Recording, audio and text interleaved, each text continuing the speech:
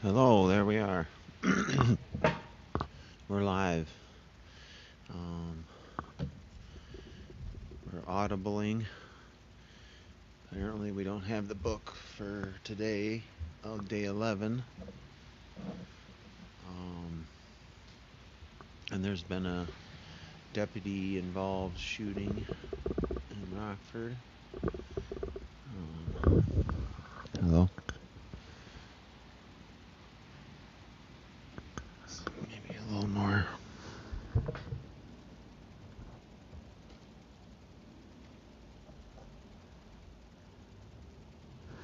Hello, hello, hello.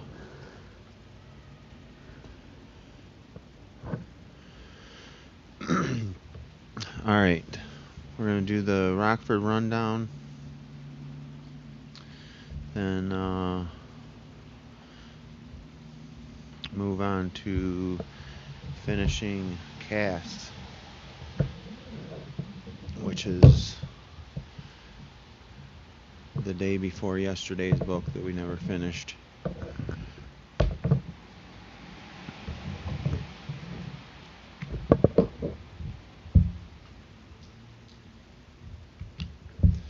Alright, here's the rundown. On May 30th, 2020, a protest was organized by community activists in Rockford to march in solidarity with the city of Minneapolis after the murder of George Floyd by police officer Derek Chauvin, and to bring awareness to the countless victims of police terrorism in the city of Rockford. During the protest, speeches were given by members of the community, and a march was held that ended at Rockford Police District 1. At District 1, after speeches, a handful of people at the protest began throwing rocks and other objects at the District 1 building. But after discourse between community members, items ceased being thrown and no one was injured. The officers of District 1 stayed inside of the building through the entirety of this happening. However, shortly after this, the district commander, Ken Wisenhan, led officers out of the building in riot gear. Before any other order of dispersal was given, officers of the Rockford Police Department began assaulting people in attendance of the protest using cruel and unusual forms of brutality and violence. Pepper spray bullets, stomping, kicking, punching, tasing, slamming, and knees on necks were all used in efforts to terrorize children, teenagers, young adults, and the elderly. 10 people were falsely arrested, and over 100 citizens were physically and psychologically damaged by the actions of local law enforcement. These are the demands of the victims of the police brutality attack on May 30th in Rockford, Illinois. Demand number 1. We demand all charges in connection to the protest on May 30th be dropped immediately without contingency on any agreement or deal being signed by the wrongfully accused parties. Demand number 2. We demand the City of Rockford procures an entity outside of the Rockford Police Department to investigate the actions taken by officers on May 30th due to the conflict of interest. Demand number 3. We demand the inherent biased findings of the Rockford Police Department investigation and the findings of the investigation done by an outside source be released in full without redaction to the public. Demand number 4. We demand to be informed of the badge number and name of each officer at Precinct 1 on May 30th, informed of each officer who made an arrest, and to be informed of each officer who discharged their taser. Demand number 5. We demand all elected officials in the city of Rockford condemn the actions taken by the Rockford Police Department on May 30th and also condemns the lack of results the investigation into the conduct of RPD on May 30th has yielded. Demand number 6. We demand the city of Rockford make accommodations and pay in full for the services of counselors, therapists, or psychiatrists, or anything else needed to help the mental health of those traumatized by the actions of their officers. The city should make accommodations for up to 12 months to pay these services for each individual. Demand number 7. We demand that all officers that participated in the violation of the human rights of the protesters on May 30th be terminated immediately and their crimes against humanity be punished to the fullest extent of the law. During the summer of 2020, weekly protests were hosted at City Market to raise awareness to the victims of the police brutality attack of May 30th in the city of Rockford, Illinois. For the first 5 weeks, these protests occurred with demonstrators assuming the role of pedestrians, walking continuously on the crosswalk on East State Street and Water Street horizontal to City Market. Megaphones were used to project the voices of activists speaking about May 30th, and siren functions of those megaphones were used to alert traffic of the ongoing demonstration, a safety precaution. All of these things occurred with no arrests and no laws broken. The Rockford Police Department even went as far as to set up roadblocks using police vehicles on multiple weeks. On July 31st, in concert with the Winnebago County Sheriff's Department, the Rockford Police Department assaulted multiple demonstrators on the crosswalk of East State Street and Water Street in the process of arresting 14 people. For the next 8 weeks, the Winnebago County Sheriff's Department and the Rockford Police Department, along with the City of Rockford and the County of Winnebago, conspired to use terroristic tactics to intimidate citizens who participated in the protest at City Market. People were assaulted in a myriad of ways, including being pepper sprayed and slammed to the ground, in the process of 33 people in total being falsely arrested and jailed by law enforcement. The demands from City Market 2020.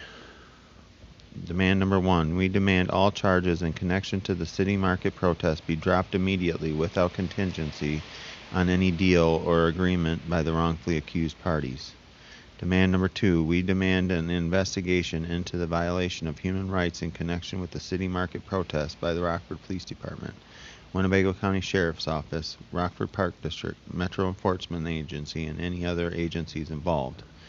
Demand number 3, we demand all elected officials in the City of Rockford and in Winnebago County to make a public statement about the violation of human rights of protesters by the Rockford Police Department, Winnebago County Sheriff's Office, Rockford Park District, and the Metro Enforcement Agency in connection to the City Market protest. Demand number 4, we demand the City of Rockford and Winnebago County make accommodations and pay in full for the services of counselors, therapists, or psychiatrists, or anything else needed to help the mental health of those traumatized by the actions of their officers in connection to the City Market protest. The city should make accommodations up to 12 months to pay these services to each individual. Demand number 5, we demand that the Winnebago County Sheriff's Office return all personal property, including but not limited to cell phones, speakers, and 20 megaphones, to the people who were arrested at the City Market protest. We demand City of Rockford and Winnebago County ban the use of chemical agents by Rockford Police Department, Winnebago County Sheriff's Office, and Metro Enforcement Agency at areas the city and county designates as protest zones. Demand number 7, we demand Sergeant Tom Brimhall's son, Adam Pickett, be charged for assault and unlawful restraint for the actions he took on a protester July 31st at the City Market protest. Demand number 8, we demand that Kathy McDermott be terminated from her position at Rockford City Market and be replaced with someone who puts the community's interest above economic gain. Demand number 9, we demand Peter Provenzano and Rock River Development Partnership give ownership, all rights, and control of Rockford City Market to the City of Rockford so that it can be handled in a more equitable and democratic manner. Demand number 10, we demand that all officers that participated in the violation of the human rights of the protesters in connection to the City Market protests be terminated immediately and their crimes against humanity punished to the fullest extent of the law. On October 3rd, 2020, a protest began in the form of an occupation outside of Rockford City Hall after Tyrus Jones, an unarmed black man, was shot in the back by Rockford Police Department Officer Dominic McNeese on October 2nd, 2020, in Rockford, Illinois. The demands of the protesters organizing the demonstration were as reads. Number 1, a press conference from Rockford Mayor Tom McNamara. 2, in said press conference, Tom McNamara spoke on the shooting of Tyrus Jones and the ongoing police terrorism that took place in the spring and summer in Rockford. Number 3, Mayor Tom McNamara answered questions from the media at said press conference. The mayor instead released a Facebook post 2 days after the shooting in which he never even stated the name of the victim he was referring to in his statement. On October 5th, 2 of the protesters participating in the occupation were assaulted at the hands of the Rockford Police Department in the process of 6 people ultimately being arrested. Since the demands the protesters put forward were never met in full, the occupation continued through this attack, and for the next 6 months, protesters continually occupied the outside of City Hall in Rockford, Illinois. While doing so, police officers have harassed, followed, and threatened citizens. They have torn down structures being used to house people in deadly cold weather. They have stolen blankets, hand warmers, food, and clothes from protesters in the middle of the night. City officials of Rockford who work inside of City Hall have engaged in racist microaggressions throughout the entirety of the occupation, primarily executed in the form of white people weaponizing the police on people of color. Demands from the victims of Occupy City Hall. Demand number 1. We demand all charges in connection to the occupation at City Hall be dropped immediately without contingency on any deal or agreement by the wrongfully accused parties. Demand number 2, we demand all ordinance violations, fines, and parking tickets issued by the City of Rockford in connection with the occupation at City Hall be dropped immediately, without contingency on any deal or agreement by the wrongfully accused parties. Demand number 3, we demand the City of Rockford, Winnebago County State's Attorney, and the Rockford Police Department to release all video footage of arrests made in connection with the occupation at City Hall. Demand number 4, we demand each memorial in Say Their Name Square be up permanently without desecration from the City of Rockford or the Rockford Park District. Demand number 5, we demand the resignation of Assistant Deputy Chief Carla Red and Rockford Police Department Officer Brandon Mather for their assaults during arrests on individuals at occupation at City Hall. Demand number 6, we demand Tom McNamara hold a press conference open to the public addressing past cases of shootings by the police and the ongoing police terrorism in Rockford. Demand number 7, we demand the City of Rockford make accommodations and pay in full for the services of counselors, therapists, or psychiatrists, or anything else needed to help the mental health of those traumatized by the actions of their officers and employees in connection to the occupation at City Hall. The city should make accommodations for up to 12 months to pay these services to each individual. Demand number 8, we demand that the City of Rockford and the Rockford Police Department return all property taken from the occupation, including but not limited to canopies, a cell phone, blankets, chairs, and megaphones to the occupation at City Hall. Demand number 9, we demand Kyle Saunders to be terminated from his position immediately and be replaced with an individual that puts the community's needs over the government's interests. Demand number 10, we demand all bans from City Hall property be lifted immediately without contingency on any deal or agreement by those involved in the occupation at City Hall. So there's your Rockford rundown. There's been a deputy-involved shooting. I don't know a lot about it. I was sleeping. But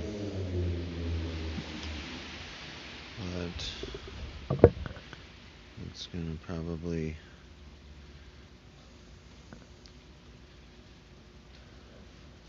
Well, I know it's going to be investigated and find out more. Find out the officer involved, details of the case.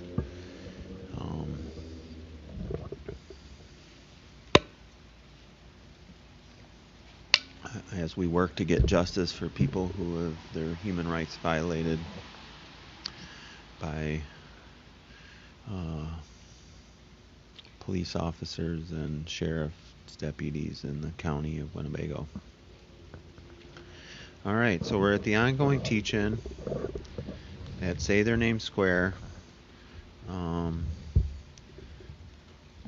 We don't have the book for day 11 apparently, so I'm just going to continue reading Caste which we never finished.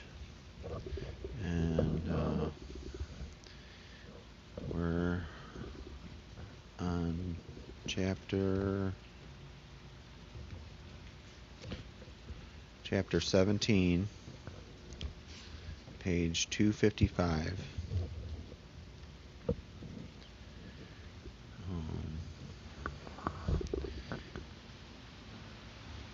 Despite his brilliant... Okay, who are they even talking about?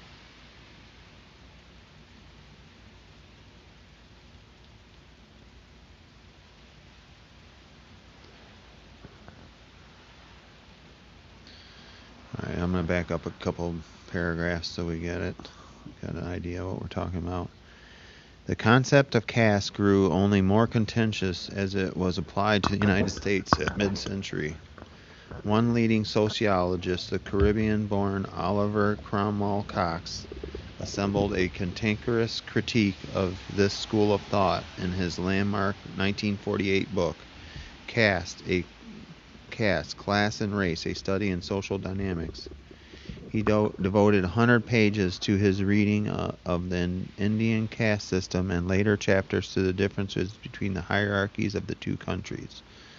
An underlying argument of his contrarian view was that the caste system in India was singular because it was considered stable and unquestioned, because even the lowest castes embraced their degraded lot as the fate of the gods. The fact that black Americans resisted their condition, both in slavery and afterward, and aspired to equality was evidence to Cox that the term caste could not be applied to this country. If, for instance, the Negro-white relationship were a caste relationship, he wrote, Negroes would not be aspiring toward the upper social position occupied by whites. In India, however, caste barriers in the caste system are never challenged, he wrote in a bafflingly misguided observation. From his perspective, up and down the Indian caste system, regardless of his position in the society, a man's caste is sacred to him, and one caste does not dominate the other. Despite his brilliance, he disregarded both the injustices inflicted upon Dalits by castes that most certainly dominated them and the basic human will to be free, and he overlooked the fiery resistance and leadership of Bhimrao Ambedkar, Ambedkar, and other Dalits who were challenging the caste system at the very moment of his writing. Before Cox's excoriation of the notion of caste, the findings of Davis and Gardner's got reinforcement from perhaps the most ambitious work ever attempted on race in America. The monumental 2-volume American Dilemma, published in 1944, it was based on the research of a team of scholars including Davis and his contemporary Johnson, and was overseen by the Swedish social economist Gunnar Myrdal. In this analysis of race, Myrdal described intergroup relations in the United States as a caste system, a term he returned to time and time again, which we learned about in yesterday's book, A Peculiar Dilemma.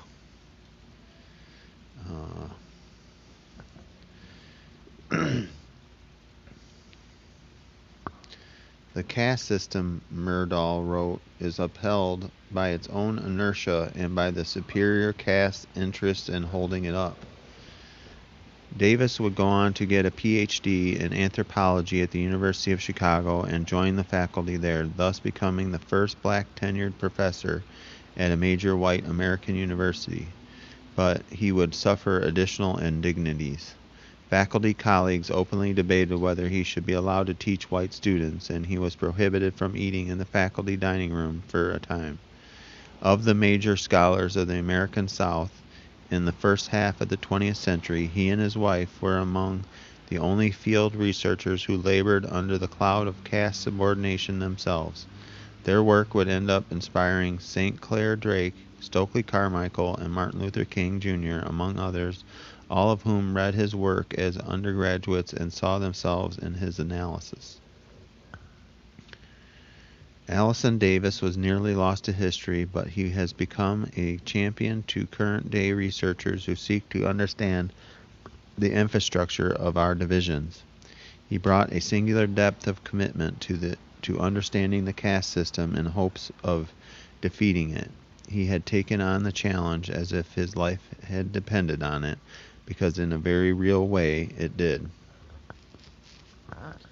Okay, so that was chapter 17 of Caste. I didn't read all of it, but it seems like it was going over the history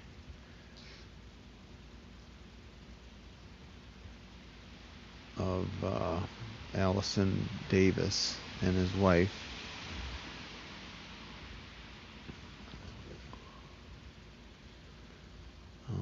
How they did their work in Natchez.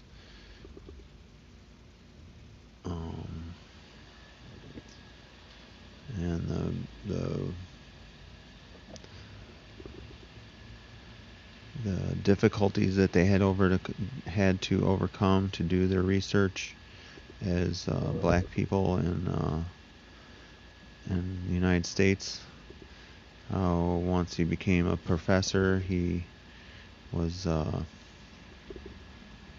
still persecuted, and said that some people said he couldn't teach white students, and he couldn't eat at the faculty dining room some of the time.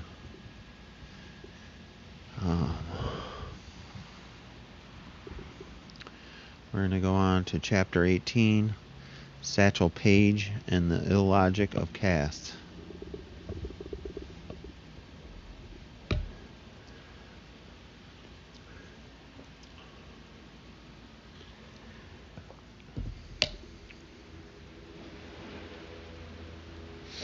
His fastball shot toward home plate like a pistol bullet. Once was clocked at 103 miles an hour, fast enough to tear the glove off the catcher. In the words of the sports writer Robert Smith, Leroy Satchel Paige was one of the greatest baseball pitchers ever to step onto a mound. Yet coming of age in the early 20th century, when Jim Crow was at its cruelest, he never had the chance to become all that he could. In the world of baseball forewent a talent that surely would have changed the fate of matchups and pennant races, perhaps entire teams and the sport itself. Here was a man who threw so hard and so fast that catchers had to cushion their gloves with beefsteak so that their hands wouldn't be burning after the game. His biographer, Larry Tye, told National Public Radio. Here was a man so confident that he told whoever was paying him that he would strike out the first 9 batters with a money-back guarantee, and told the outfielders to just take a seat.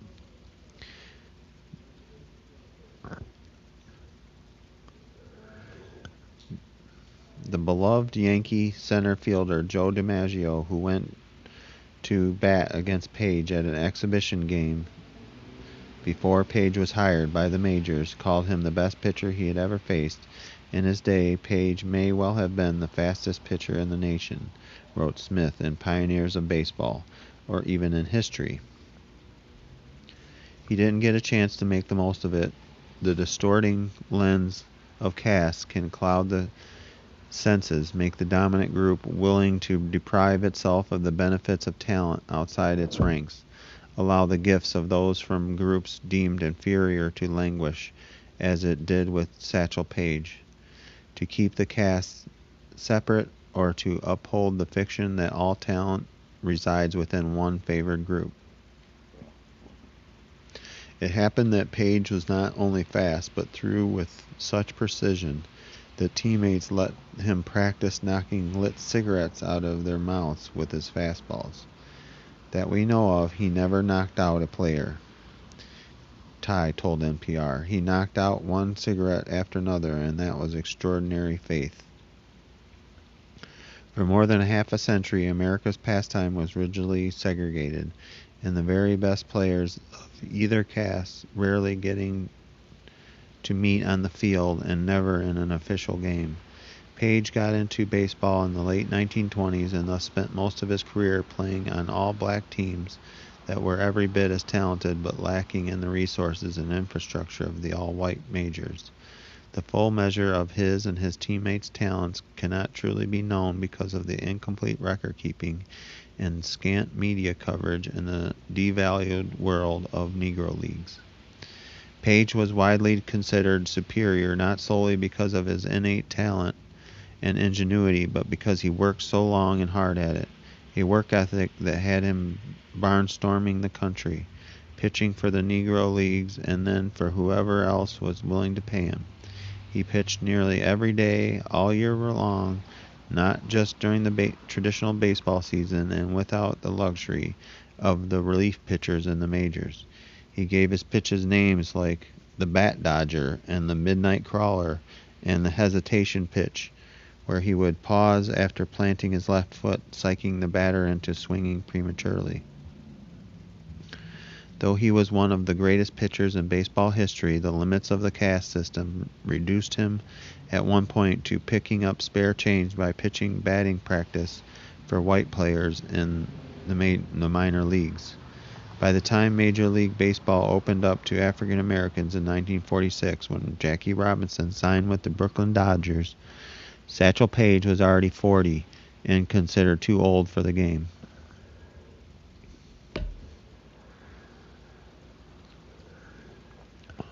But 2 years later, the Cleveland Indians were in the midst of one of the tightest pennant races in American League history, and the owner thought Page might put them over the top now that the color bar had been lifted. The owner, Bill Veeck, approached Page in the middle of the 1948 season and signed him as a free agent. Page was well past his peak when he finally got his shot at the majors. At 42, he was the oldest rookie in baseball, old enough to be his teammate's father. Still, at one of his first starting games in the big league, fans stormed the turnstiles to see him play at Comiskey Park. There, he pitched a 5-0 shutout for Cleveland over the Chicago White Sox, helping Cleveland make it to the playoff and ultimately to the World Series, just as the team owner had hoped. That year, Page would become the first African American to pitch in the World Series. Though given the assumptions about his age and the politics of a championship season, he was assigned as a relief pitcher.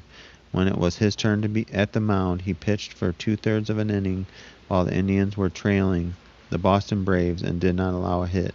The Cleveland Indians won the World Series that year. He would go on to pitch in the majors for a few more seasons, but his best years were behind him. The career he should have had in a fairer world deprived of him, and there was nothing that anyone could do to make up for what had been withheld. The majors turned to him one more time in the fall of 1965. What? How old would he have been there? He was 42 and 48, so he would have been 63. No, it says to pitch at the age of 59. I got ahead of myself. By then, he was older than most of the managers. The Kansas City Athletics were last in the standings and attendance had plummeted. The owner got the idea to recruit Page, who had always been a showman, to pitch for the A's to fill the stands as a publicity stunt. The fans turned out. They loaded onto the stands for the spectacle, but Page came to play. The oldest pitcher in baseball history, threw 3 scoreless innings that day against the Red Sox. Page left the field with his team in the lead, a lead that the Athletics blew after he returned to the dugout, losing the game in the end. He had salvaged the team momentarily and was serenaded by the audience, who had come out mostly to see him pitch one last time. Afterward, reporters asked him how it felt to pitch at nearly 60 years old to batters who could be his grandsons. "It was no big deal for me to come back up here," he said, "because I had no business being out. Now folks can see that I must have had a lot more going for me, and I deserved to be in the big leagues when I was in my prime." Satchel Paige was cheated by a caste system at the height of its injustice and absurdity. But he was not the only loser to the illogic of caste. Many critics agree that it was actually American baseball that was the loser in the Page saga, wrote the sports writer Mark Cram. Any number of major league teams would have done better with Page in their ranks when he was in his prime. Marginal teams might have won pennants. Championship teams might have extended their domination. Under the spell of caste, the majors, like society itself, were willing to forego their own advancement and glory and resulting profits, if these came at the hands of someone else as subordinate. All right, so that's the end of chapter 17.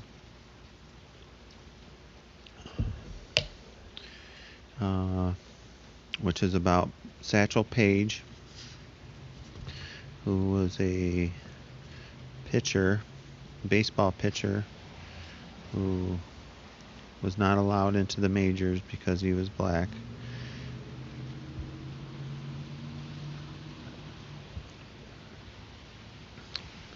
And who kept coming back older and older until he was 59.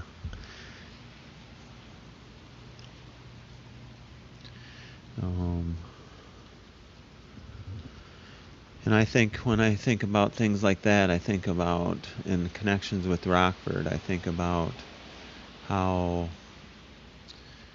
the caste system in the United States has kept so many people we don't know from their greatness. From, like how many Einsteins, how many Satchel Pages, how many, or Joe DiMaggio, or some white superstar, Babe Ruth, or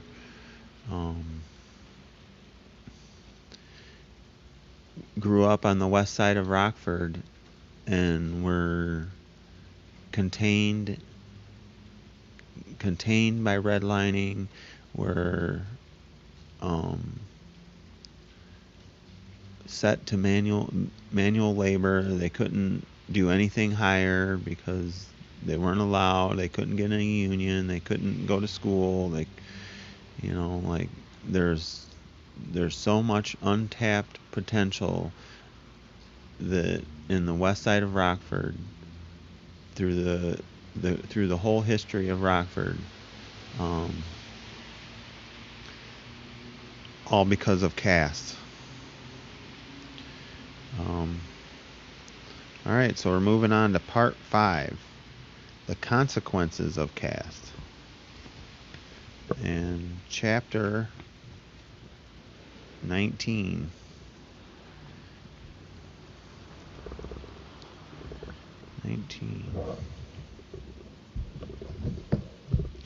The euphoria of hate.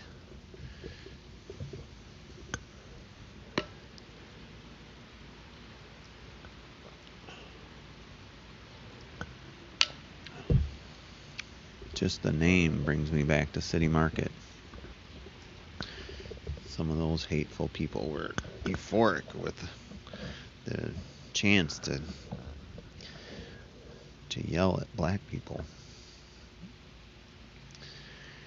The film footage, black and white, rough against the wall onto which it was projected, unfolds in a continuing loop in a cave of a viewing room at a Berlin museum. It heaves, spits you back in time to Saturday, July 6, 1940, at precisely 3 p.m. There is no commentary explaining the footage.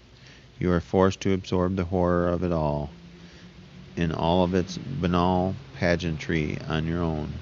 Hitler is returning to Berlin after the Germans have seized Paris in the Battle of France. The camera captures his arrival at Anhalter station and follows the flower-strewn Strasses along the parade route to the Reich Chancellery.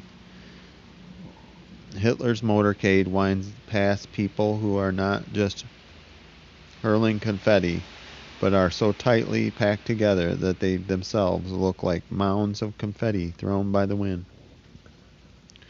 Soldiers have to hold back the smiling, crying women, as would happen at Beatles concerts a generation from this moment. The roar of the crowd is not recognizably human, but the rolling crash of ocean waves that recede and then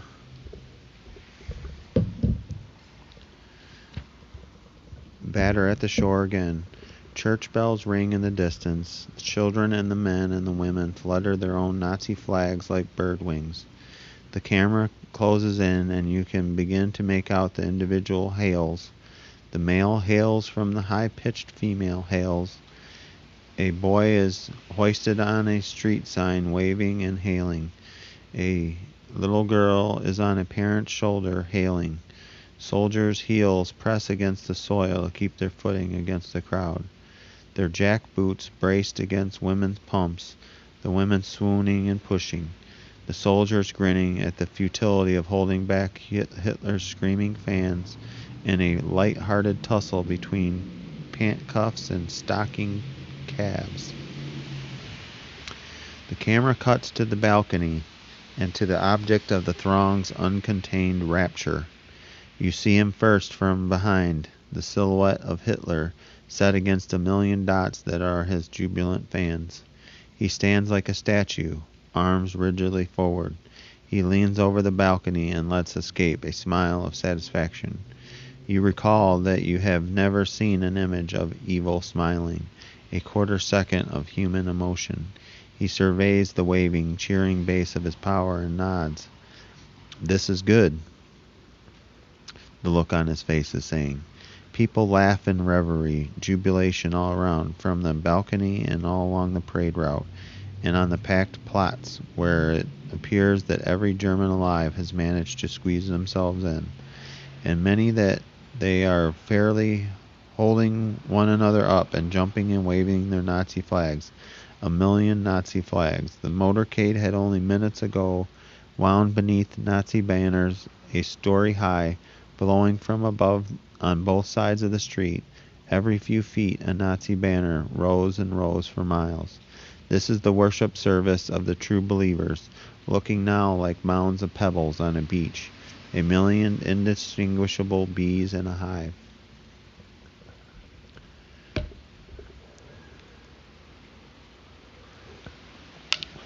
The film played in a loop on the wall without comment.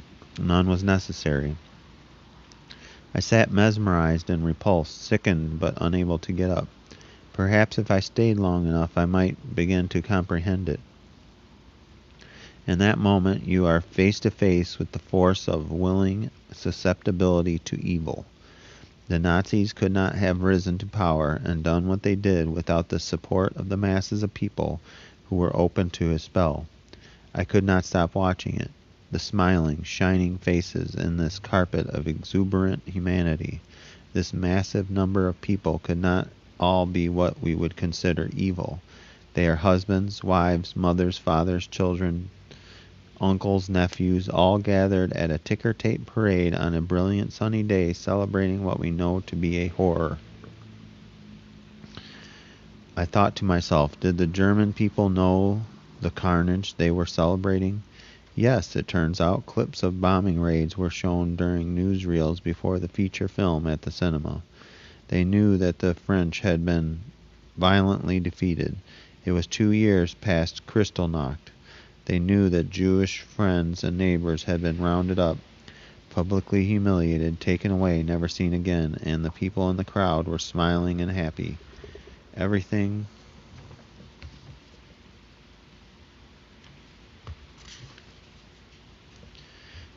that happened to the Jews of Europe, to African Americans during the lynching terrors of Jim Crow, to Native Americans on their land as their land was plundered and their numbers decimated, to Dalits considered so low that their very shadow polluted those deemed above them, happened because a big enough majority had been persuaded and had been open to being persuaded centuries ago or in the recent past that these groups were ordained by God as beneath them, subhuman, deserving of their fate.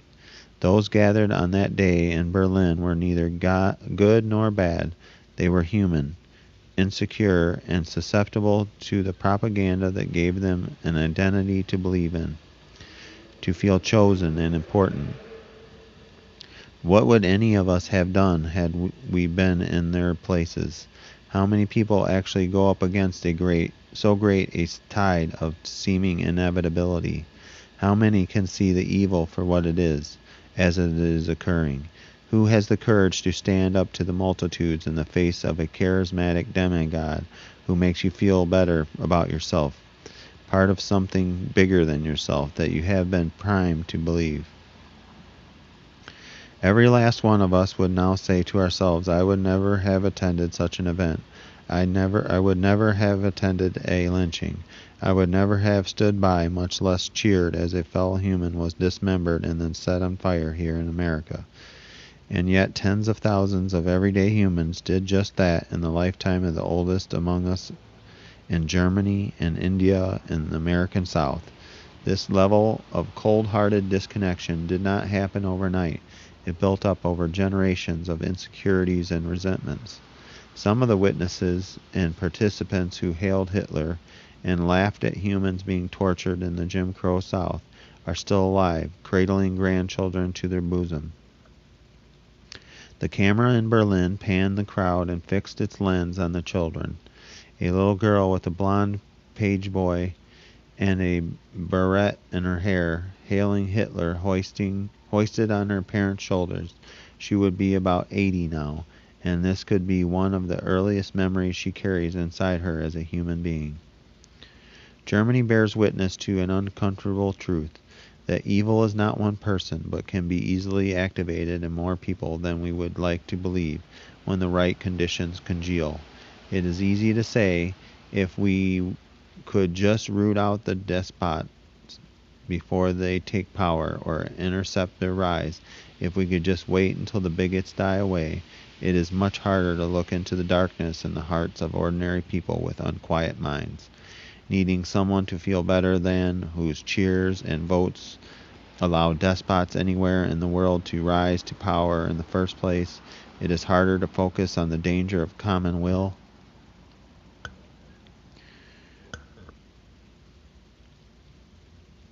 It is harder to focus on the danger of common will, the weaknesses of the human immune system, the ease with which the toxins can infect succeeding generations. Because it means the enemy, the threat is not one man, it is us, all of us, lurking in humanity itself.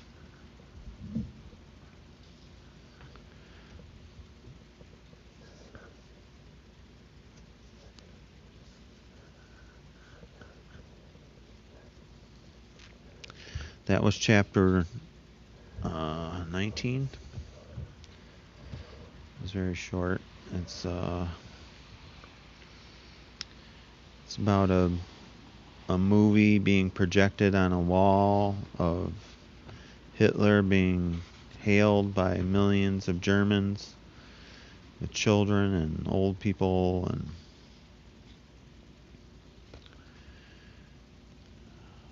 it reminds me of MAGA hats and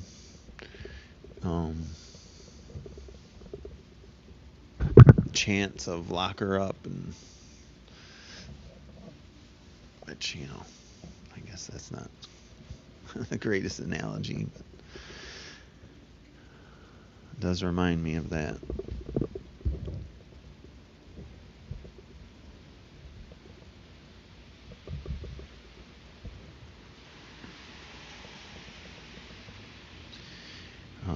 Chapter 20. I'll talk a little more about that. This last summer in 2020, we had ongoing protests at the courthouse. Primarily, it was just me and Leslie, and we would go down there and we would run the sirens and yell in the megaphone and hold signs and talk to people that come along And we talked to so many people that just would come at us with hate in their eyes. I learned to recognize the look of hate. Every day I'd get up and just be, like a factory worker trudging to work, like with the dread of another day.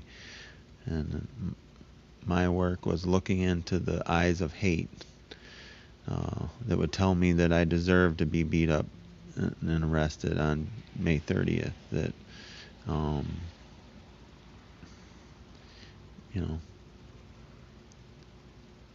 basically holding up the caste system.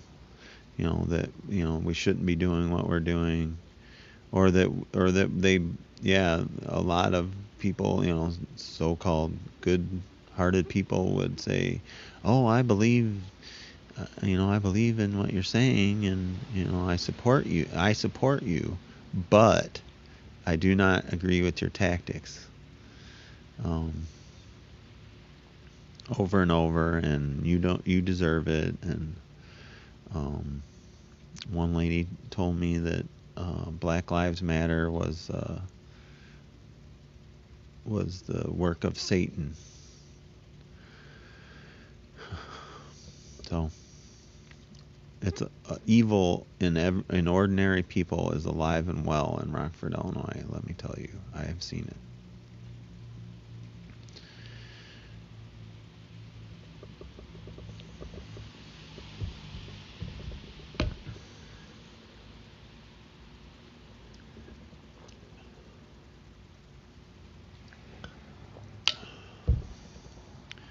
We've been occupying a monument to evil for over 6 months.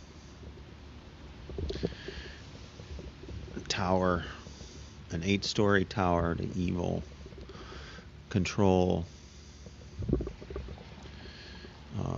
caste.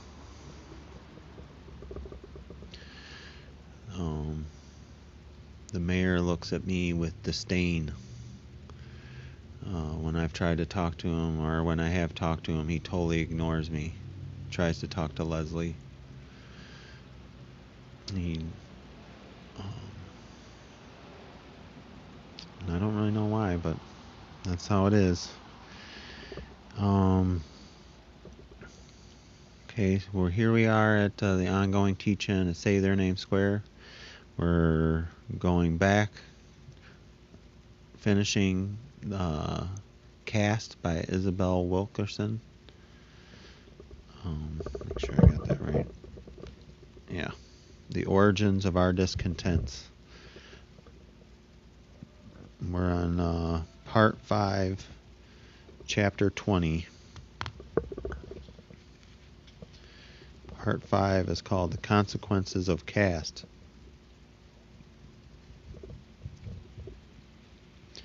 Through no fault of any individual born to it, a caste system centers the dominant caste as the sun around which all other castes revolve, and defines it as the default setting standard of normalcy, of intellect, of beauty, against which all others are measured, ranked in descending order by their psychological proximity to the dominant caste.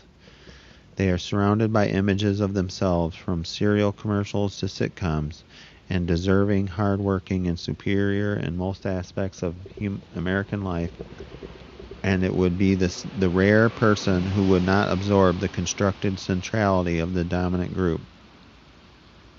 It would be the rare outliers who would go out of their way to experience the world from the perspective of those considered below them, or even to think about them one way or the other, and the caste system does not require it of them. True that. Society builds a trapdoor of self-reference that, without any effort on the part of people in the dominant caste, unwittingly forces on them a narcissistic isolation from those assigned to lower caste categories. It replicates the structure of narcissistic family systems, the interplay of competing supporting roles, the golden child middle castes of so-called model minorities, the lost child indigenous peoples, and the scapegoat castes at the bottom. The centrality of the dominant caste is not lost on those considered beneath them in the hierarchy. The highest and lowest rungs are seen as so far apart as to seem planted in place, immovable. Thus those straddling the middle may succumb to the greatest angst and uncertainty as they aspire to a higher rung. Everyone in the caste system is trained to covet proximity to the dominant caste.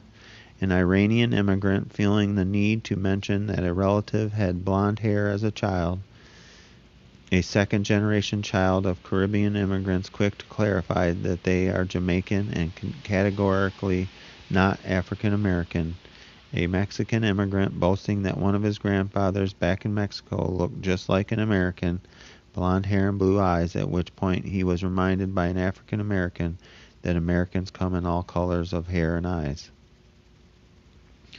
Those accustomed to being the measure of all that is human can come to depend on the reassurance that while they may have troubles in their lives, at least they are not at the bottom.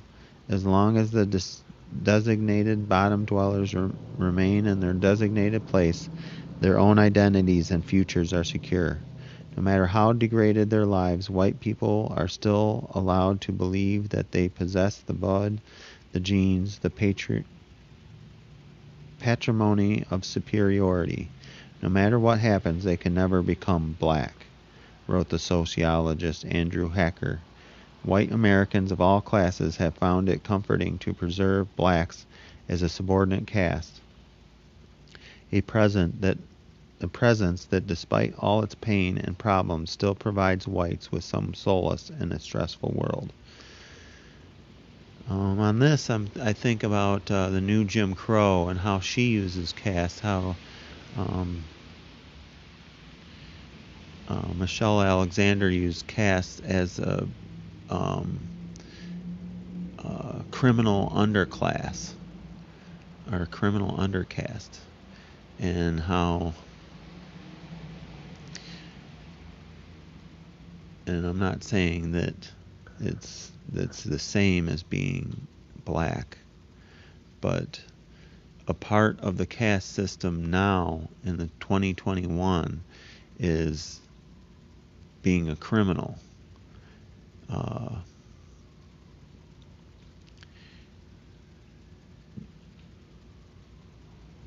The caste system in the United States is based on looks, by how much melanin you have, basically, or it had for a long time, and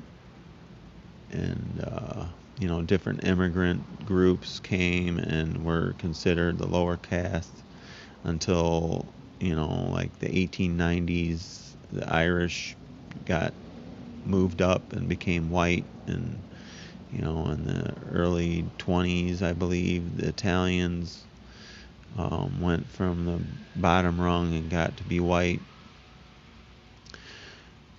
But now, with mass incarceration, which predominantly affects people of color and black Americans, it also affects the lower classes, the lower class of whites, which become a part of the undercaste to a certain degree, because of being a felon. If you go to prison, you're a felon. You can't vote. You can't get a job. You can't get housing. You become to be treated a lot like the undercaste, even though you're white.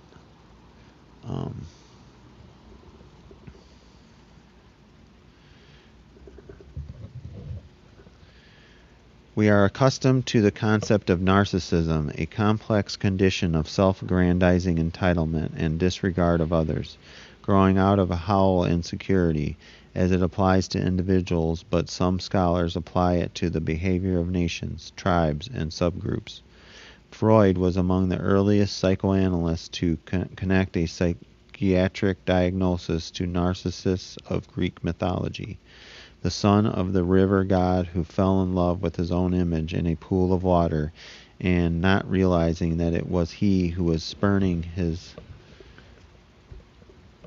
affection, died in despair. Narcissus could not conceive that he was in love with his own reflection, wrote the psychologist Elsa Ronningstam.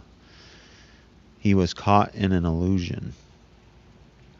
So too with groups trained to believe that in their inherent sovereignty, the essence of this overestimation of one's own position and the hate for all who differ from it is narcissism, wrote the psychologist and social theorist Erich Fromm. He is nothing, Fromm wrote, but if he can identify with his nation or can transfer his personal narcissism to the nation, then he is everything. A person deeply invested in his group's dominance has a euphoric, on top of the world feeling, while in reality he is in a state of self-inflation, Fromm wrote. This leads to severe distortion of his capacity to think and to judge. He and his are over-evaluated. Everything outside is under-evaluated. And underneath may lie the fear that he cannot live up to the constructed ideal of his own perfection.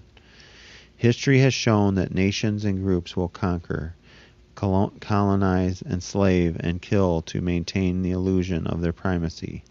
Their investment in the illusion gives them as much of a stake in the inferiority of those deemed beneath them as in their own presumed superiority.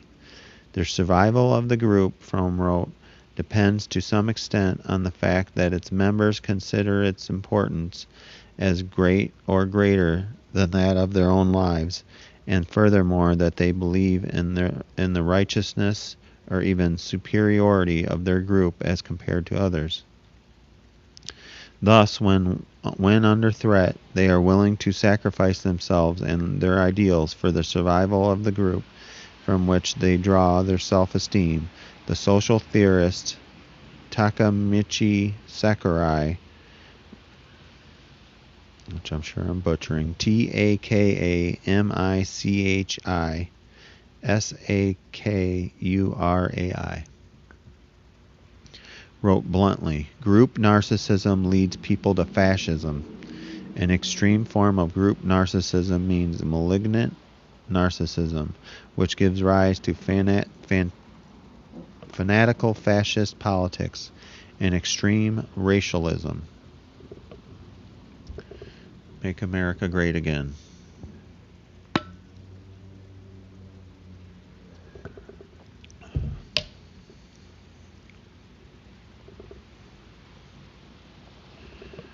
In modern times, this kind of group narcissism has gripped two nations in particular, according to Fromm. The racial narcissism which existed in Hitler's Germany and which is found in the American South, he wrote in 1964, at the height of the Civil Rights Movement. Fromm well knew the perils of group narcissism from both his training in psychoanalysis and his personal experience. He was a German Jew who fled to Switzerland, and the Nazis took power in Germany, and then to the United States in 1934. He saw firsthand the Nazis' appeal to the fears and insecurities of everyday Germans in the lead-up to the Nazi takeover. If one examines the judgment of the poor whites regarding blacks, or of the Nazis in regard to Jews, Fromm wrote, one can easily recognize the distorted character of their respective judgments. Little straws of truth are put together, but the whole which is thus formed consists of falsehoods and fabrications. If the political actions are based on narcissistic self-glorifications, the lack of objectivity often leads to disastrous consequences.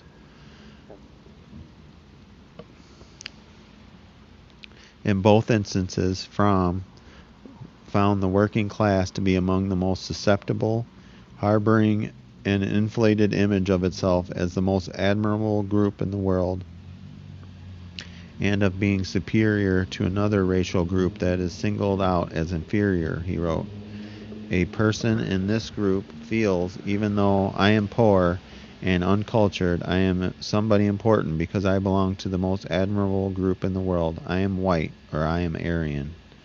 A group whipped into narcissistic fervor is eager to have a leader with whom it can identify. The leader is then admired by the group, which projects its narcissism onto him.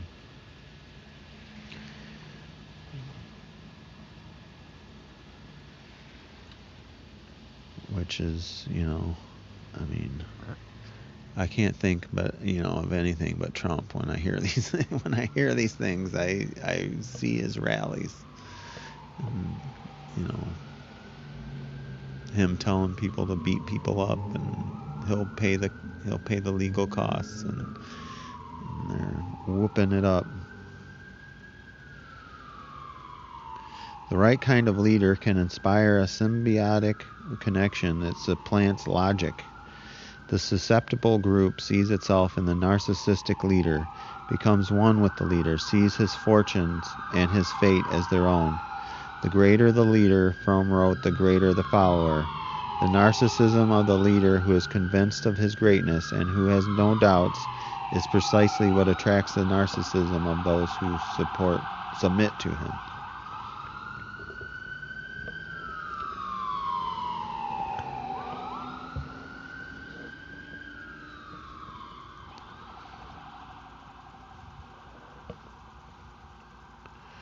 Caste behavior is essentially a response to one's assigned place in the hierarchy, according to the script that the culture hands us all. The dominant caste, whether man over woman, rich over poor, white over black, Brahmin over Dalit, is not to take instructions or even suggestions from the lower caste. The script decrees that the dominant caste must be right, more informed, more competent, first in all things. The caste system primes the dominant caste to experience discomfort, unfairness at the sight of a lower caste person in a position above their perceived station, and more particularly above them, and may feel the need to restore equilibrium by putting the lower caste person in their place. The dominant caste tends to resist comparison to lower caste people, even the suggestion that they have anything in common or share basic human experiences, as this diminishes the dominant caste person and forces the contemplation of equality with someone deemed lower. A comparison forces the contemplation of that person's humanity, a source of internal conflict when confronted with injustice, and that society deems appropriate if the target is not seen as fully human as themselves.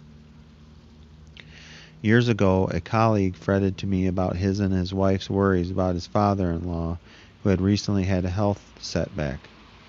The father-in-law lived in another state and was not as sharp as he once had been, might have fallen recently or suffered some other worrisome, though not life-threatening, development. My colleague lamented to me that his wife was going to have to make a trip many miles away to check on him, and she would perhaps have to look into assisted living. It was weighing on her and him. He was speaking directly to me, but his words seemed a general lament to the universe. He was facing an existential disruption that I could identify with. In the past, I had mentioned to him the challenges I had managing the care of my mother, who had been disabled years before. He had listened at the time with the detachment of those who have not yet faced the inevitable, who tell themselves, as we all do, that somehow we will escape what we know is coming. I told him I was sorry to hear that his family was going through this. I can understand, I told him. As you know, I said, I have been having to take care of my mother while being on the road, and I too had to look into assisted living for her. He seemed taken aback at the very suggestion that the situations might have anything whatsoever in common, as if this were tantamount to equating giraffe with a kangaroo. The statement was seen as an insult to him and activated a deep-seated programming. "Why, you can't compare my father-in-law," he said, to the preposterousness of the idea, "to your mother." Yikes. In the unspoken rules of caste, the people in the dominant caste are expected to be first or in the superior station. Historically, their job is to correct, direct, discipline, and police the people in the lower castes. They are to be ever vigilant to any rise or breach on the part of those beneath them. I had borne witness to this in the American caste system, but the more time I spent among Indians, the more these caste rules became apparent to me, predictive even.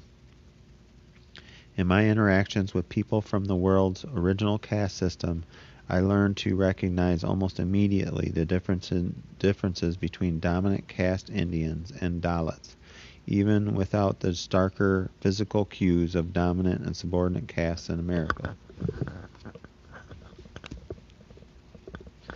Indians wondered how I, as an outsider from a completely different culture, was able to distinguish them so quickly. I spoke none of the Indian languages, knew nothing of the jatis, and was in no position to query anyone as to the section of village from which they came, or recognize early the surnames that conveyed one's place in the caste system. I noticed first upper caste people tended to be lighter in complexion and sharper in features, though that is not an ironclad indicator.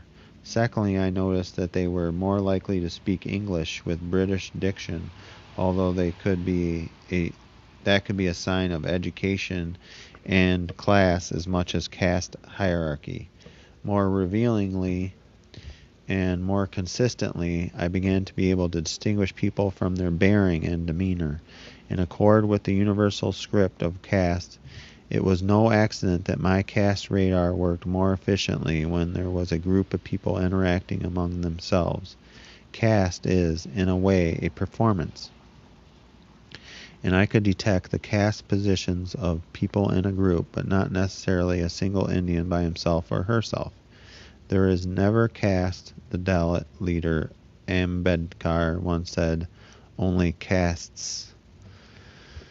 And so, as gatherings of Indians of different castes, I could see that the upper caste people took positions of authority, were forthright, at ease with being in charge, correcting and talking over the lower caste people.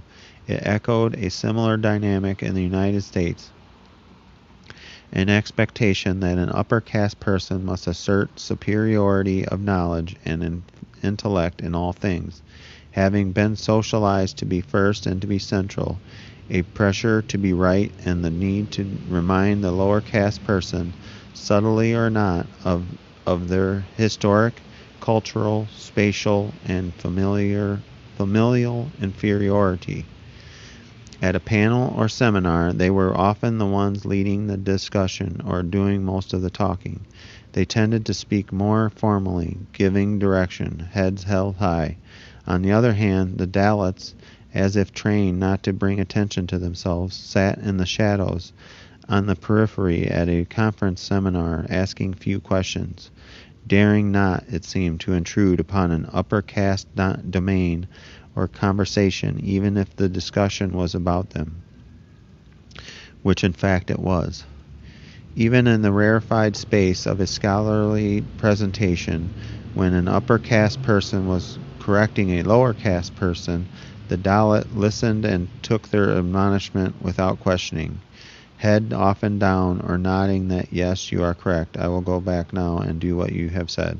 I winced as I watched people talk down to scholars from the subordinate caste in an open forum.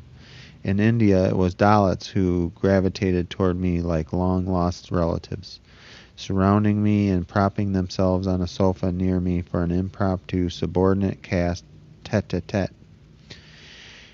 I discovered that they wanted to hear from me, or I would say, Kick the camera.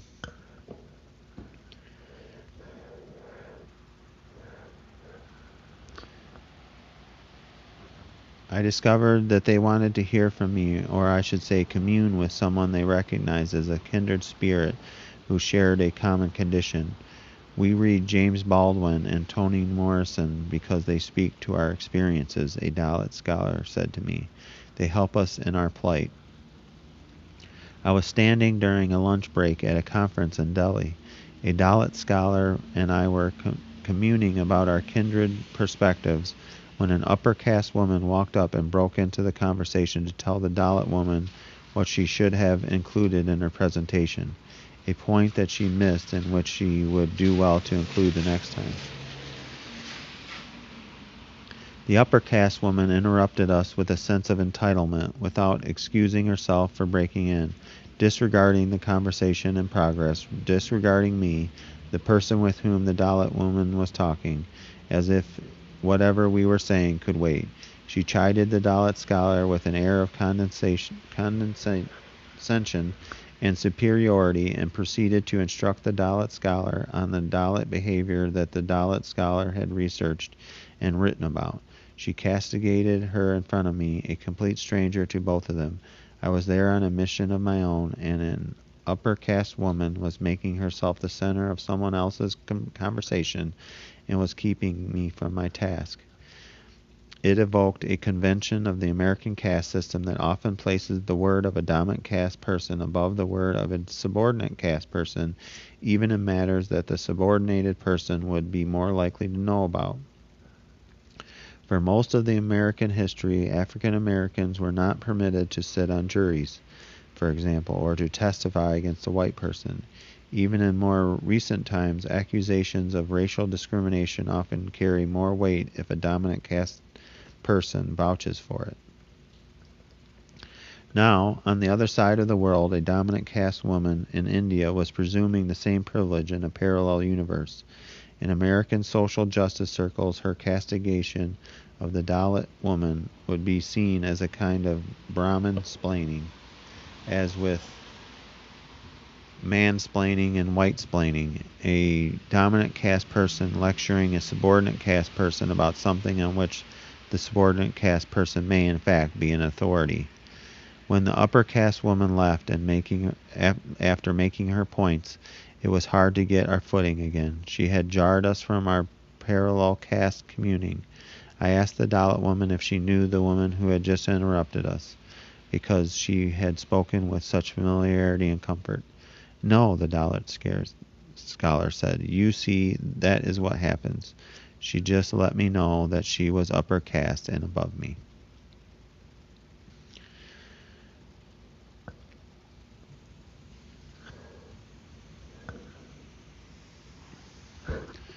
Getting some mist floating in. Kind of sucks.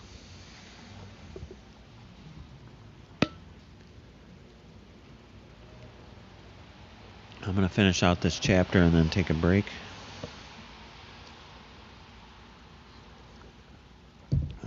Get batteries situated.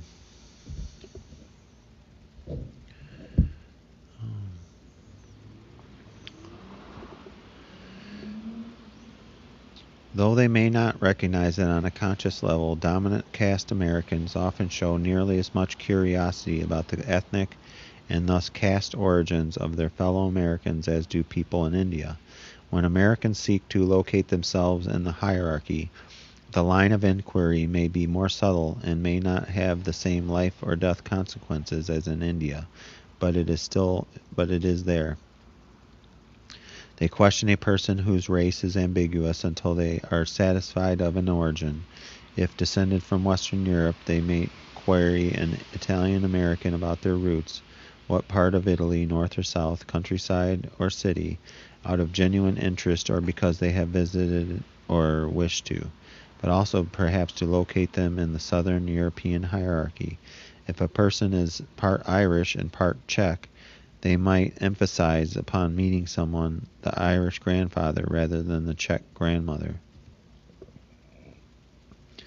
A white excuse me. A white person might describe him or herself as a mutt, or a Heinz 57, which handily obscures lineage outside of northwestern Europe. The old eugenics hierarchy of presumed value still lurks beneath the surface. A woman whose grandparents immigrated from Poland might say to an Irish American, whose status is perceived as higher than hers, that they came from Austria, justifying it to herself by recalling the shifting borders in the 20th century. But the same woman might admit that they came from Poland to an African American of presumed lower rank, whom she had no need to impress, her higher status secure and understood. Not long ago, in Boston and Chicago and Cleveland, people spoke of white ethnics from Southern and Eastern Europe as political voting blocs. They distinguished the lace curtain Irish from the shanty Irish. Once, at the end of a meeting in the Northeast a few years ago, a young white assistant in a room with black professionals was asked the routine question of how her name was spelled, which could have been Catherine with a K. I'll just spell them. Kathryn, Catherine,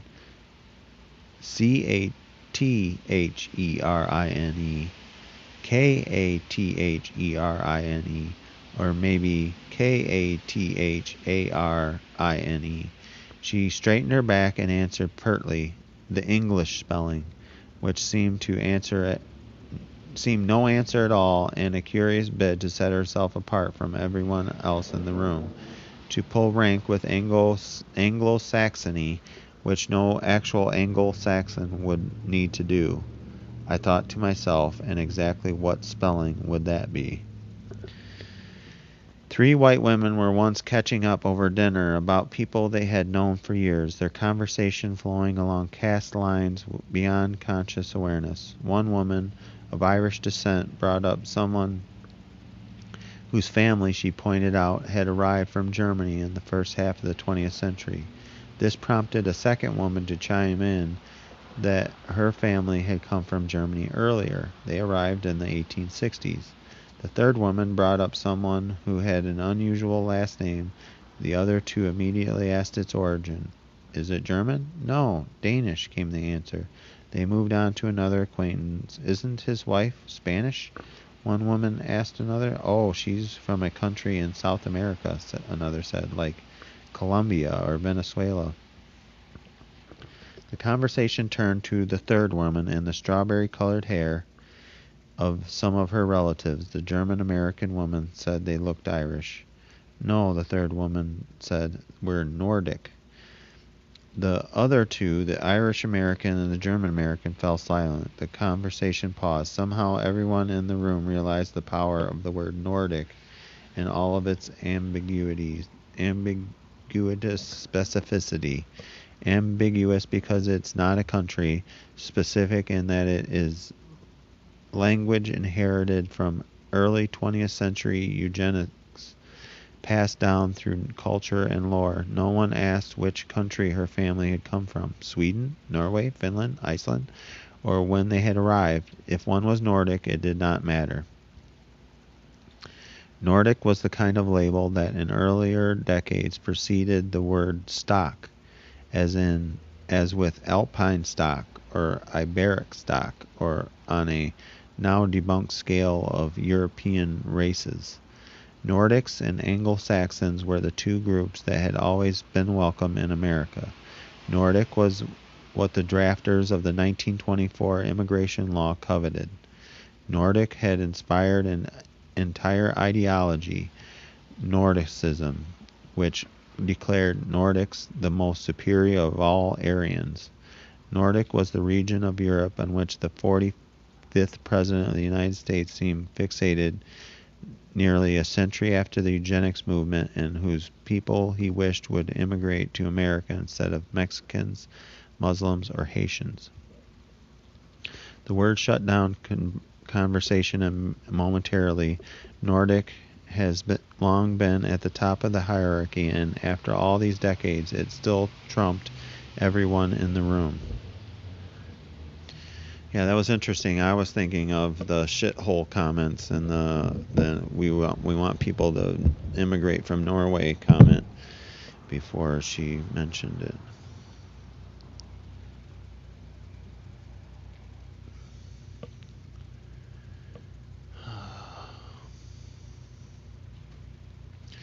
All right, so that was chapter 20 of Caste.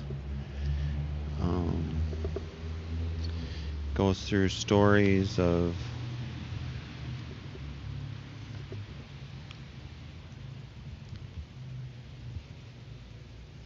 how people of a higher caste have a narcissism. They talk down. They talk down to people of lower caste. They don't have to follow. They don't have to follow their manners or anything with a lower caste person. They can just break in the middle of a conversation and start talking and mansplaining, white-splaining, Brahmin-splaining behaviors.